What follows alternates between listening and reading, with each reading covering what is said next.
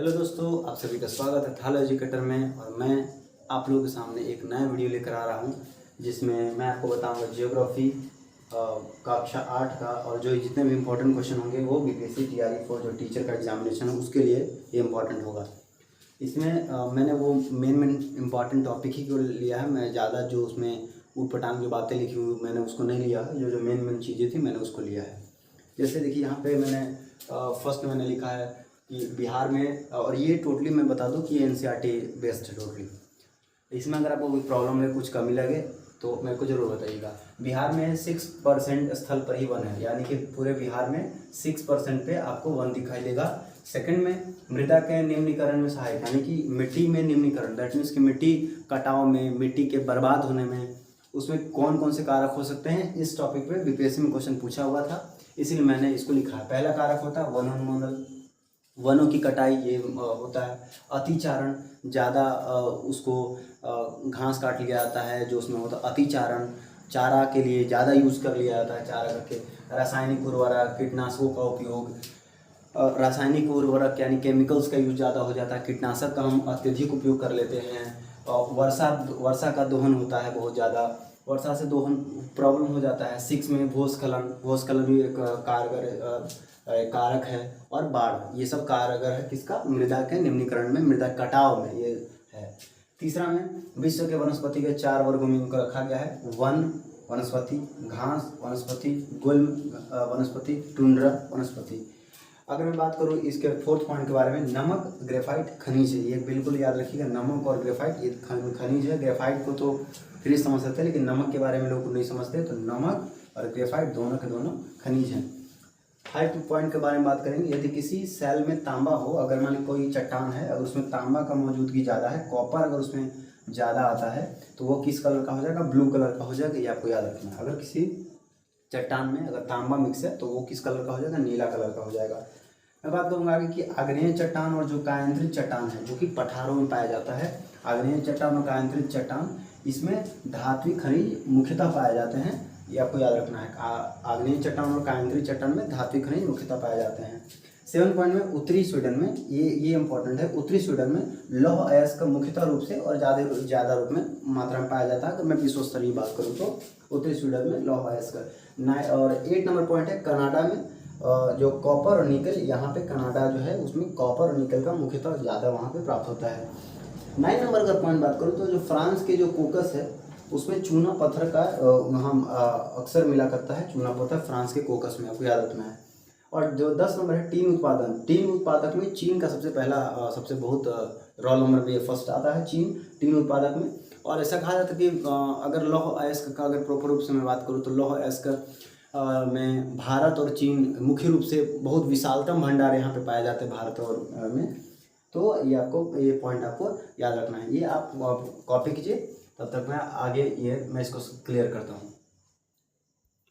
11 point क्या है कि स्विट्जरलैंड में कोई भी खनिज निक्षेप नहीं मिला। ये इंपॉर्टेंट है। खनिज निक्षेप कहाँ नहीं मिला, स्विट्जरलैंड में अभी तक कोई खनिज निक्षेप नहीं मिला है। ऑस्ट्रेलिया विश्व में बॉक्साइट के लिए सबसे बड़ा उत्पादक है। ये बिहार टीचर में आया हुआ है एग्जामिनेशन में, ये वाला। ये जो ऑस्ट्रेलिया विश्व में बॉक्साइट का सबसे बड़ा उत्पादक है। सबसे पुराना सेल पश्चिमी ऑस्ट्रेलिया में पाया गया है। सबसे पुराना सेल ऑस्ट्रेलिया का पश्चिमी भागों में। खनिज अनवकरणीय संसाधन है, मतलब उसको बाद में दोबारा हम ला नहीं सकते हैं, उत्पादन दोबारा नहीं कर सकते हैं। ईंधन और जीवाश्म ईंधन ऊर्जा के परंपरागत स्रोत हैं। परंपरागत स्रोत मतलब कि एक बार अगर मैंने उसको यूज़ कर लिया तब वो खत्म हो जाएगा, वो परंपरा तौर से चले आ रहा है। अब एक बार यूज़ हुआ तो वो खत्म हो जाएगा। जैसे ईंधन, जीवाश्म ईंधन, जैसे कोयला हो गया, पेट्रोलियम होगा, ये खत्म हो जाएंगे धीरे धीरे। तो इसीलिए इसको कहा गया परंपरागत स्रोत। आपको याद रखना है कि जो ईंधन और जीवाश्म है, फ्यूल और जो भी फॉसिल फ्यूल जो भी है, वो सब परंपरागत स्रोत है। अगर मैं कोयला के बारे में बात करूँ तो कोयला को बोला जाता है अंतर्निहित धूप, इसको ये कहा जाता है अंतर्निहित धूप। ये आपको याद रखना ये पॉइंट। कोयला को अंतर्निहित धूप कहा जाता है। कोयला उत्पादक क्या है, कोयला उत्पादक कहाँ कहाँ पाया जाता है, अगर मोस्टली हमारे इंडिया में देखा जाए तो रानीगंज में, जो कि पश्चिम बंगाल में है, झरिया, धनबाद, बोकारो, ये कि झारखंड में है। अगर मैं बात करूँ पेट्रोलियम का ऐसा भी आप समझते होंगे, पेट्रोलियम 2 शब्दों से, ग्रीक शब्दों से मिलकर बना हुआ है। Petro that means cell, oleum that means तेल से या गैस से डिनोट करता है। तो जो पेट्रोलियम से बने उत्पाद को काला सोना कहा जाता है। पेट्रोलियम से बने उत्पाद को काला सोना कहा जाता है। प्राकृतिक गैस जैसलमेर, त्रिपुरा, मुंबई में प्राकृतिक गैस का भंडार है, यहाँ पाया जाता है। भारत के अगर जल विद्युत के बारे में बात करें कि जल विद्युत कहाँ पे मिलेगा, कहाँ पे पाया जाएगा, याद रखना है। जल विद्युत के लिए परियोजनाएं लाए गए हैं और कुछ जल विद्युत कैसे होगा, जल विद्युत होगा, एक बड़ा सा डैम होगा, डैम में टरबाइन लगाया हुआ होगा और उसे पानी जो बह के जाएगा टरबाइन से उसको घुमाएगा और बिजली उत्पन्न होगी। तो इसमें कौन कहाँ कहाँ लगाए गए, एक भाखड़ा नांगल बांध पे, गांधी सागर, नागार्जुन सागर, दामोदर घाटी। और मैं आपको एक बात बता दूं कि जो भारत में जो पेट्रोलियम था, भारत में पेट्रोलियम कहाँ कहाँ पाया जाता है, तो असम के डिगबोई में पाया जाता है, मुंबई के बॉम्बे हाई में, कृष्णा गोदावरी नदी के डेल्टाओं में पाया जाता है। एक बात और मैं बता दूं कि जो प्राकृतिक गैस है जैसलमेर, त्रिपुरा, मुंबई के अलावा भी कृष्णा और दामोदर नदियों के डेल्टा में पाया जाता है। अब मैं बात करूँ विश्व में पहला विद्युत उत्पादन के लिए, तो विश्व में सबसे पहला विद्युत उत्पादन का श्रेय किसको जाता है, नॉर्वे को जाता है। ये पॉइंट्स और कुछ पॉइंट्स है जो आपको मैंने लिखवाया इंपॉर्टेंट पॉइंट, ये आप उसको पहले कॉपी कर लीजिए, फिर आगे बढ़ते हैं। पॉइंट नंबर 23 से इसमें मैंने जैसे 22 या उससे पहले जो क्वेश्चन था उसमें मैंने परंपरागत स्रोत के बारे में मैंने बताया था जो फिर हासिल नहीं हो पाएगा। अब गैर परंपरागत स्रोत, जैसे गैर परंपरागत उसमें पवन ऊर्जा आ जाएगा, ज्वारीय ऊर्जा, सौर ऊर्जा, भूतापीय ऊर्जा, परमाणु ऊर्जा, बायोगैस और दिस। अगर मैं आगे बात करूँ, ये आपको याद रखना है, भूलना नहीं है, पवन ऊर्जा, ज्वारीय ऊर्जा, सौर ऊर्जा, भूतापीय ऊर्जा, परमाणु ऊर्जा, बायोगैस। इस झारखंड और राजस्थान के बारे में बात करते हैं, यूरेनियम का भंडार है झारखंड और राजस्थान के, भारत के झारखंड और राजस्थान में। केरल के मोनोजाइट जो बालू होता है, जो सैंड होता है, उसमें थोरियम पाया जाता है। परमाणु केंद्र के अगर बारे में बात करूँ तो तमिलनाडु के कल्लक्कम में, राजस्थान के कोटा के निकट एक राणा प्रताप सागर है वहाँ पे, महाराष्ट्र के तारापुर में, यूपी के नरोरा में, कर्नाटक के कैगा में। याद रखना है कि यहाँ परमाणु ऊर्जा केंद्र है। अगर भूतापीय ऊर्जा केंद्र की अगर मैं बात करूँ तो हिमाचल प्रदेश के मणिकरण में और लद्दाख के पुगा घाटी में। अगर अगला देखते हैं, विश्व में अगर पहला ज्वारीय स्टेशन के बारे में बात करूँ तो फ्रांस, ये सब आपको याद रखना है, विश्व का पहला ज्वारीय स्टेशन फ्रांस। अब मैं अगर कृषि में थोड़ा सा आऊँगा तो ये कृषि के, ये हमारा 8 क्लास का लगभग अंतिम चैप्टर में आ जाता है भूगोल में, ये बहुत इंपॉर्टेंट है, जिसमें एक ये देखिए, पटसन को सुनहरा रेशा कहा जाता है, गोल्डन थ्रेड। पटसन को सुनहरा रेशा कहा जाता है, एग्जामिनेशन में आया था निम्नलिखित में से किसे हम लोग सुनहरा रेशा कहते हैं।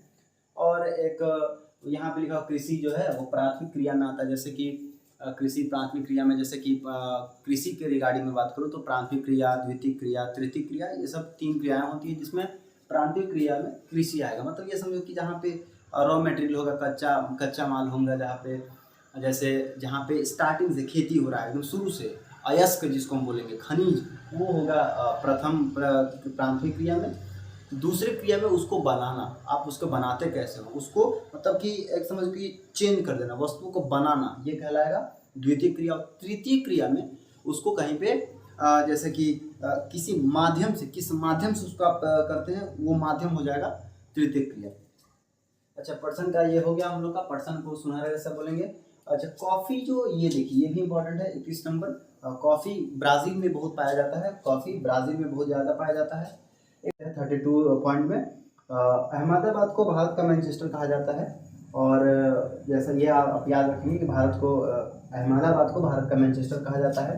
और अगर आगे पढ़ देखेंगे तो जो सफल यांत्रिकृत जो वस्त्र मिल है 1854 में बम्बई में स्टार्ट किया गया, जो ये सफल रहा, ये आगे चलते रहा। लेकिन उससे भी पहले 1818 में कोलकाता के ग्लेस्टर में एक कपड़ा मिल स्टार्ट किया गया था, लेकिन ये बाद में समझ सकते हैं और संसाधन के चलते ये बंद हो चुका। अगर मैं जनसंख्या घनत्व के बारे में बात करूं तो भारत का जनसंख्या घनत्व है कितना, तो 382 व्यक्ति प्रति वर्ग किलोमीटर का है। और जो विश्व का जो जनसंख्या घनत्व है 1 वर्ग किलोमीटर में 51 व्यक्ति जनसंख्या घनत्व है।